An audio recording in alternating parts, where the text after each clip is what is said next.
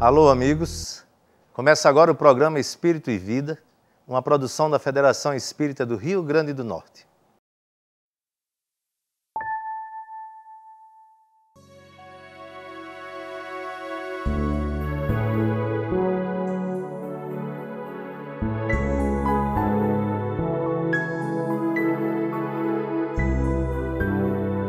Alguns materialistas negam veementemente a existência de Deus. Para eles, o universo é produto do acaso, de probabilidades. No entanto, experimente lançar letras do alfabeto ao vento para ver se formam um poema. O cosmos revela a altivez de um planejamento.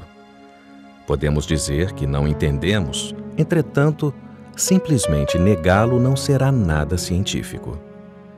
Há um pensamento superior expresso na ordem natural. Em oposição aos materialistas, muitos cientistas com humildade são capazes de se curvar ante a magnificência do infinito. Sabem que o nosso pensamento, embora poderoso, não é capaz de conter o oceano da mente de Deus. Mas é bastante evidente sua importância em nossa vida. Para Platão, o grande filósofo grego, o mundo das ideias era o mundo original. Tudo começa no pensamento, inclusive a realidade na qual nos movimentamos. Quando alguém alimenta constantes pensamentos de angústia, muitas vezes acaba por provocar em si mesmo dores de cabeça. Quando insiste em pensamentos vingativos, envenena o próprio coração. Ao contrário, quando procura se elevar pelo conhecimento do bem e se acalmar em exercícios mentais de paz, o corpo responde com saúde. Pesquisas recentes confirmam que as implicações do mal de Alzheimer são mais brandas nas pessoas cujo cérebro é positivamente ativo. O pensamento faz a vida. Há essas duas realidades aparentemente distintas, o seu pensamento e o pensamento de Deus. Na verdade, a nossa mente procede da mente divina e está em contato estreito com ela, mesmo sem que nos demos conta.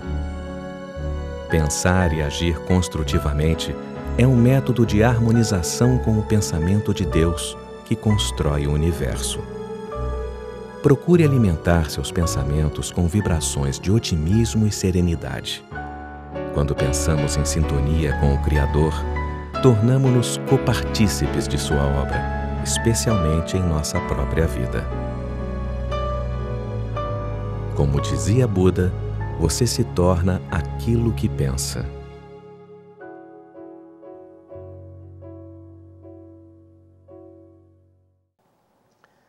O programa Espírito e Vida de hoje traz um assunto de bastante relevância para o estudo científico da doutrina espírita. Vamos falar sobre magnetismo.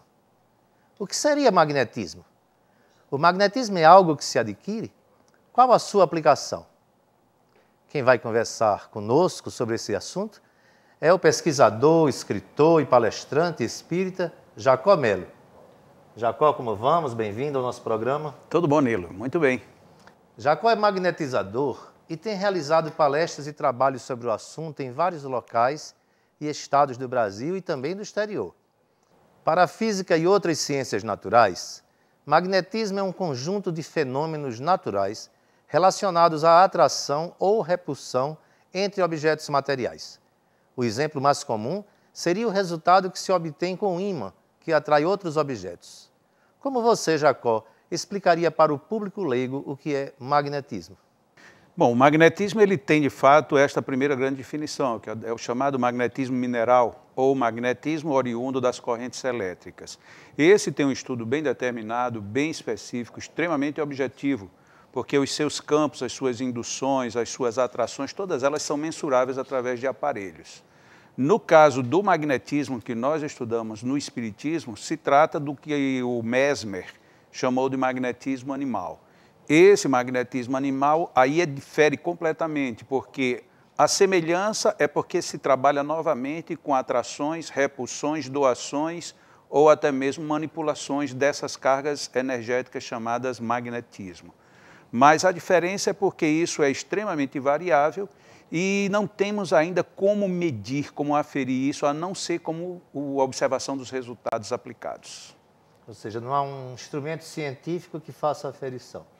Já existe um instrumento que foi desenvolvido por um japonês, o Motoyama, que atualmente esse aparelho ele já é vendido, desde o ano passado que ele passou a ser vendido nos Estados Unidos. Até então, ele só mantinha esses aparelhos, durante mais de 20 anos, apenas como laboratório de pesquisa deles, apesar de que eram aplicados em hospitais, principalmente na Califórnia. E lá na Califórnia, ano passado, ele fez o lançamento disso num modelo pequeno, que ele serve para medir duas coisas, tanto os chamados campos vitais, ou as energias de exteriorização, que nós chamamos, no caso, de magnetismo, como também os chamados circuitos de acupuntura. Então, os meridianos, os pontos de acupuntura, todos hoje já são bem aferidos pelas máquinas do Motoyama. A despeito do mundo saber disso, a busca, a procura e o uso ainda é muito restrito. Nós mesmos, aqui em Parnamirim, lá no Leão, nós estamos desenvolvendo a possibilidade de trazer uma dessas máquinas, não para lidar com a acupuntura, porque ele tem os dois aparelhos, mas para lidar objetivamente com o magnetismo, até para que a gente possa ter um melhor aferimento, uma melhor aferição de quem aplica, de que tipo de energia, dependendo dos resultados que nós vamos obter, que tipo de potenciais nós verificamos e começamos a fazer também as nossas tabulações. Você falou no Leão, lá Espírita Alvorada Nova. Então vamos trazer para a nossa seara. Espiritismo e magnetismo são conhecimentos afins ou distintos? São totalmente afins e nisso a gente teve uma grande e feliz coincidência. Hipólito Leão Denis Arrivaio, que foi quem depois fez surgir o Espiritismo, ele era magnetizador prático durante 35 anos até conhecer aquilo que viria a ser chamado de Espiritismo depois. Então, quando ele conheceu o Espiritismo, a primeira hipótese que ele teve para os chamados fenômenos das mesas girantes, que eram as mesas que batiam sozinha e davam respostas, quando ele começou a observar aquilo, ele disse, isso daí não passa de fenômenos magnéticos. Porque ele acreditava que alguém tinha um magnetismo suficientemente capaz de mover as mesas e, por essa força magnética, fazer, então, chegar-se aos resultados. Mas como ele era literalmente um grande pesquisador e um homem muito sério, ele examinou e a possibilidade inexistia. Tanto fazia você estar tocando a mesa, como depois não tocando a mesa. Então, se era um fluido de um ser humano, esse ser humano ele teria que ter noção também do que estava acontecendo. No prosseguimento da observação do fenômeno, ele percebeu que tudo aquilo que depois veio a ser chamado de efeitos físicos pressupunha alguém doando uma energia. E na maioria dos fenômenos de efeitos físicos, quem doava entrava numa espécie de letargia. E quando o fenômeno das mesas girantes acontecia, não tinha ninguém que era magnetizador por perto, nem ninguém em estado letárgico. Logo ficou de fora a hipótese do magnetismo como responsável pelo fenômeno da mesa. O que ele, então, deu a atribuição, de fato, a ser um espírito. Aí é quando ele começa a fazer as perguntas e a mesa começa a dizer, eu sou um espírito, eu vivi, eu isso. E aí ele foi andando até de uma maneira muito rápida até chegar no espiritismo propriamente dito. Mas ele tinha os conceitos de magnetismo e ele sabia que essa energia nem era a energia que a física de já então lidava e nem era também somente uma energia meramente espiritual. Era alguma coisa que era veículo para que os dois meios se comunicassem. Aí pronto, ele conhecendo o magnetismo e desbravando agora o espiritismo, ele começou a ver os pontos comuns. Ao ponto dele já em 1858, o Livro dos Espíritos foi de 1857, em 1858, na revista de março, que ele lançou em janeiro, na edição de março, ele já afirma categoricamente, espiritismo e magnetismo são uma única e só ciência. Então, ele viu ali que as duas, como ciência, estavam totalmente imbricadas. E mais na frente, ele diz, já em A Gênese, que uma dessas ciências, se abrisse mão do conhecimento da outra, ficaria imóvel, ficaria estática ou engessada. Foi aí onde ele... Aí a questão, o espiritismo continuou. O magnetismo recebeu o combate da medicina oficial e meio que ficou, não é isso? Como é que nós nos situamos? Veja como ele tinha razão. Qualquer um dos que abrir mão um do outro ficará imóvel. Vamos analisar primeiro o aspecto do magnetismo em si. O magnetismo ele começou a receber toda uma briga violenta da ciência, e isso é perfeitamente compreensível, porque a ciência ela tem toda a sua metodologia acadêmica de credenciamento, enquanto que o magnetismo, a despeito de ser analisado como fenômeno, ele brotou de forma natural.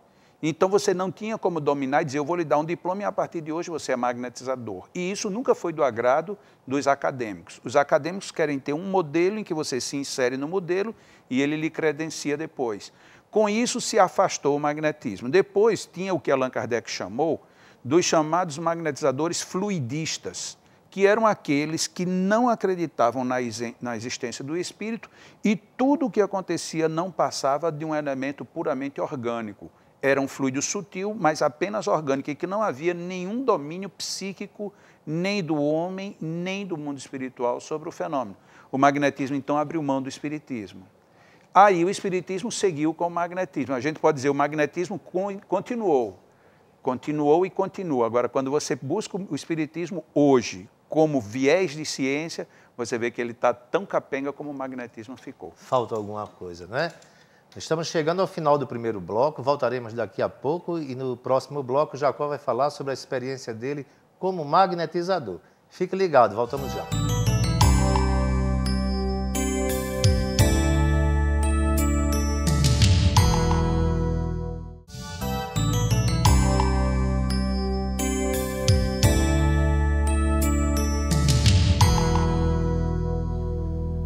Voltamos aqui conversando com Jacó Melo, falando sobre magnetismo.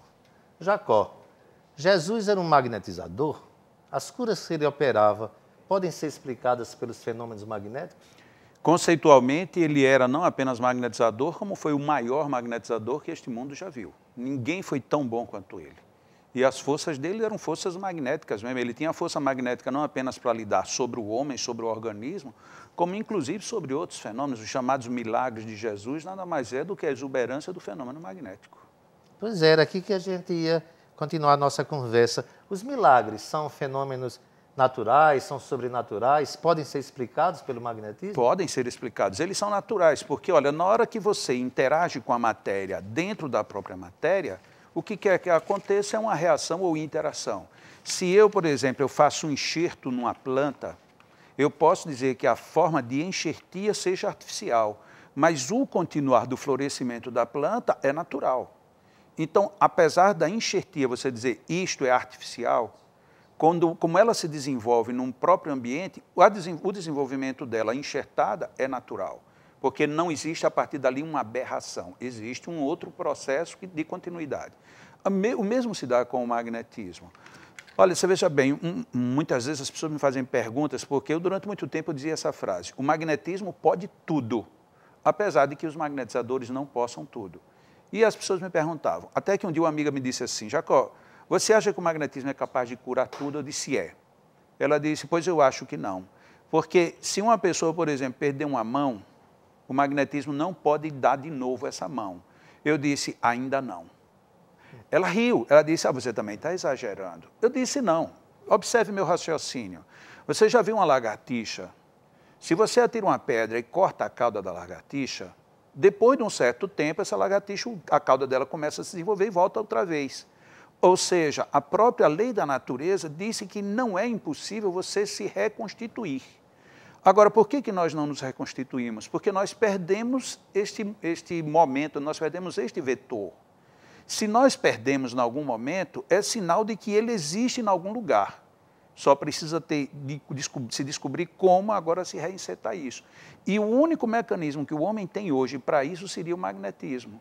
Assim como o magnetismo hoje já fez surgir muitas coisas. Tanto órgãos que não tinham, de repente voltam a funcionar, órgãos que estavam totalmente perdidos se recuperam, se auto-recuperam sozinhos, e por aí afora. Então, o que é possível nós desconhecemos ainda como se dá, o que é uma outra história. Por isso era que Jesus dizia, vós podeis fazer tudo o que eu faço e até mais, se quiseres. Ou seja, se nós desenvolvermos o processo de progresso intelectual e de pesquisa em cima disso. Dê um exemplo de um dos milagres de Jesus onde fica mais evidenciado o fenômeno magnético. Os das curas, de uma certa forma. Veja bem, uma das curas mais emblemáticas de Jesus é a do cego que, no texto evangélico, diz assim, e lhe trouxeram um cego de nascença. Primeira coisa, foi um cego que não veio, foi trazido. Isso já quer dizer alguma coisa. Demonstra que ele, é tipo aquela situação, bom, você quer me levar, me leve, mas eu não acredito que eu vou ver. Aí Jesus, então, vai e tenta curá-lo, fazendo uma imposição de mãos. E ele diz, e agora você está vendo? E o cego então diz assim, eu vejo o homem como se árvores fossem. É uma outra expressão emblemática, porque se você vê sem nunca ter visto, como é que você sabe que é um homem ou é uma árvore? Segundo a questão emblemática aí colocada, é dito que toda pessoa que deixou de ver por muito tempo, quando ela volta a ver movimentos, ela vê como se fossem árvores. Então, na realidade, ele já tinha voltado a ver, só que ele não tinha a precisão da visão. Aí é quando Jesus, para mostrar de que haviam circunstâncias, tanto psicológicas como circunstâncias energéticas, aquele homem ele precisaria de um indutor definitivo para ficar bom. Ele usa a areia, a saliva, passa nos olhos e ainda manda que ele mergulhe. E depois que ele mergulha, que ele sai, ele manda agora limpe os olhos. E agora você está vendo? Agora eu estou vendo. Veja, o fenômeno magnético aconteceu. O fenômeno da mulher morroíça, uma mulher sangrando há 12 anos, ela toca nele e automaticamente para a hemorragia. E não só parou, como ela identificou que o fenômeno acabou ali. Então, muitas pessoas dizem, esse é um milagre da fé. Ok, mas que fé que você está falando? Você acha que ela não tinha fé antes? Provocou, né? Ela não já tinha fé antes? Ela tanto tinha fé que ela, totalmente debilitada, ela conseguiu chegar até Jesus. Mas como é que ela chegou até Jesus com tanta fé e não se curou? Ela só se curou na hora que o tocou. Porque na hora que o tocou se deu o fenômeno magnético de transição energética. Então, aí você vê nitidamente que existe o fenômeno, e nesse fenômeno da mulher morroíça, inclusive, é muito significativo porque ela tocou as vestes dele sem ele estar de frente para ela, tanto que ele para ao passo e pergunta quem me tocou. Ou seja, ele sentiu que saiu um fluido dele. É tanto que ele diz, saiu de mim uma virtude. Alguns tradutores colocam virtude. Tem uma passagem belíssima do Evangelho. Então, você veja, é nítida a visão de magnetismo dele. É totalmente nítida. E fora os outros fenômenos aí mais complicados de se explicar, como de multiplicação de pães e pescas. E aí tem uma série de fenômenos que são bem mais complexos, mas que não há um outro meio que não seja do magnetismo para... Jacó, qual o resultado, nós usamos nos centros espíritas, qual é o resultado da água magnetizada, ou fluidificada, como nós chamamos?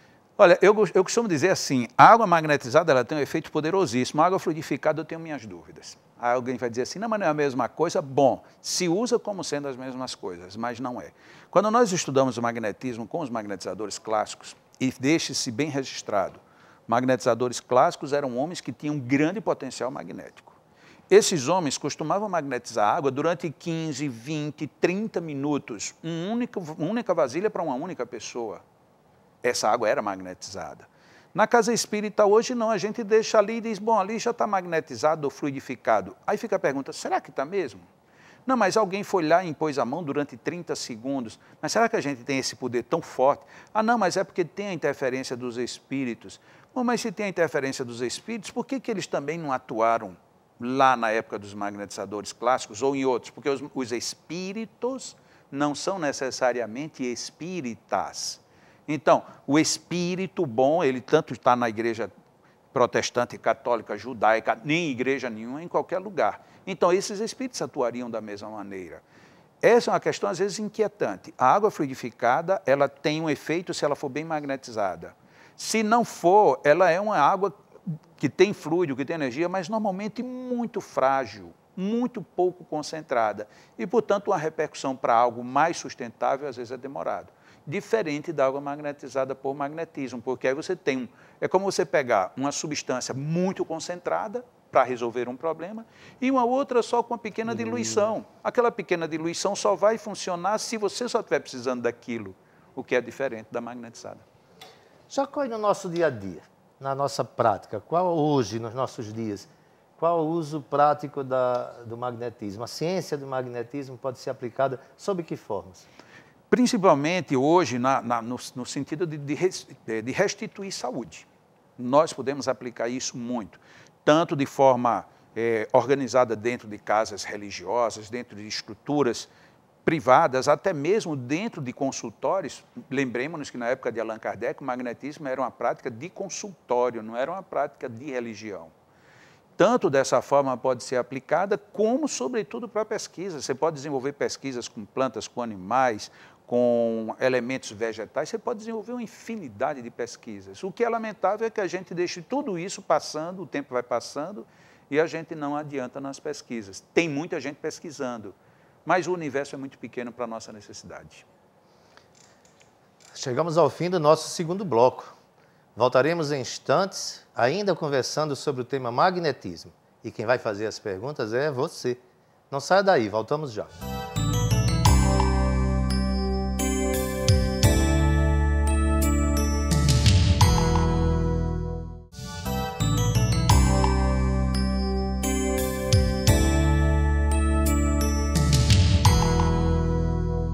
Agora vamos ao quadro O Espírito e Vida Responde. É possível curar através do magnetismo? É totalmente possível fazer a cura através do magnetismo. Infelizmente, nós não temos hoje, em prática, tantos magnetizadores como nós precisaríamos. Mas a cura magnética é um fato real de há muito tempo. Qualquer pessoa pode ser uma magnetizadora? Qualquer pessoa pode ser um magnetizador, como qualquer pessoa pode ser um médico, por exemplo. Só que quem quiser ser médico vai ter que ter uma preparação específica para ser médico. Quem é magnetizador, além de ter uma disposição de doação de fluidos, precisa também ter um bom conhecimento da ciência magnética para poder fazer essa doação com bastante objetividade e segurança. Mas todos somos passíveis de sermos magnetizadores. A pergunta é, Jesus curava por que meio? Através do magnetismo? O magnetismo de Jesus, inclusive, como eu já falei, era algo exuberante, lindo e de um efeito extremamente retumbante. O magnetismo de Jesus é a maior prova de que o magnetismo, de fato, pode tudo na nossa vida. A rigor, se vida é movimento e o magnetismo é o movimento em redor da vida, magnetismo e vida são praticamente sinônimos um do outro. Jacó, como é que se explica o mal-olhado? Seria uma descarga energética dirigida contra alguém? O mal-olhado é também bem caracterizado como uma transmissão de fluidos. Normalmente, a pessoa que tem o chamado mal-olhado é alguém que, por algum motivo, ela tem uma exuberância energética, uma exuberância fluídica, e quando ela olha para alguém ou para alguma coisa, por algum motivo, ela simplesmente joga, ela projeta toda essa energia sobre aquela circunstância, aquela pessoa, aquela coisa. Quem receber essa carga não estando em condições de absorvê-la, inevitavelmente vai ter o que nós chamamos de congestão magnética ou congestão fluídica. Isso praticamente veda os nossos respiradouros psíquicos, os nossos respiradouros magnéticos, levando-nos então a determinadas falências. No caso das crianças, isso é muito grave, porque como as crianças têm poucas defesas, elas precisarão então de alguém que faça a chamada dispersão energética para ela ficar bem. Agradecemos a presença de Jacó Mello em nosso programa. Jacó, mais uma vez, muito obrigado. Obrigado, Nilo. Obrigado eu. Vamos agora ao nosso último quadro.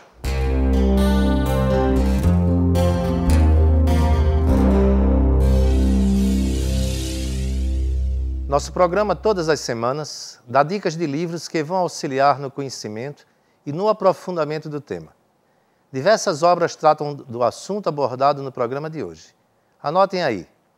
A Cura da Depressão pelo Magnetismo, de Jacó Mello, nosso entrevistado de hoje.